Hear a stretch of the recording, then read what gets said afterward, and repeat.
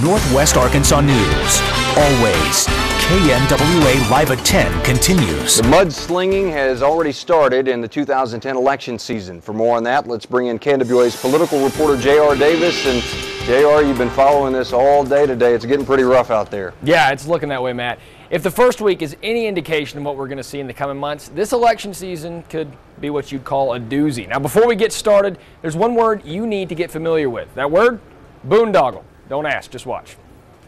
And I'm going to fight hard for democratic values in this election. Every election season, we usually hear from at least one candidate who vows on running a clean race, strictly on the issues. However, it's only a matter of time, seemingly, before the gloves come off. And on the Democratic side of the U.S. Senate race, those gloves were only on for about a day.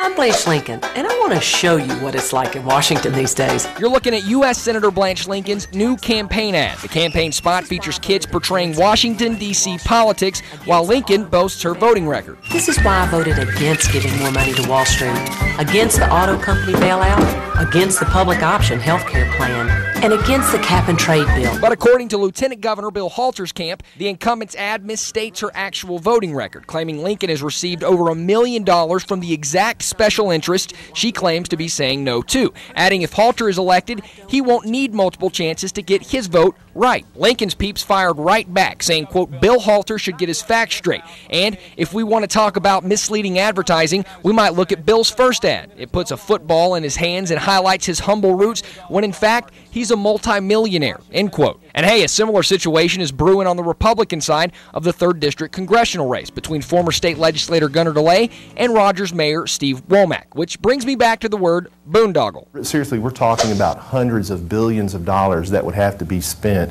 to implement his plan across America.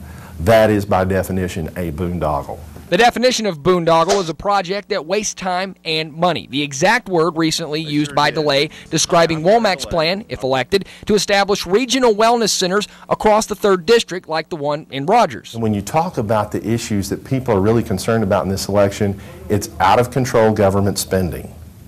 And here we have, in the first week of the campaign, one of the candidates that's just pledging to work for the kind of spending that people are really tired of. Womack says he stands by his vision of those centers, in which he calls life-saving. In fact, the Rogers mayor even sent an invitation to DeLay offering a personal tour of the center, saying, quote, while he's in town, I will show him what a record of fiscal responsibility looks like. Mr. DeLay can talk about favoring balanced budgets, but I have the record to prove it, end quote. As far as DeLay goes, he's accepted the invite.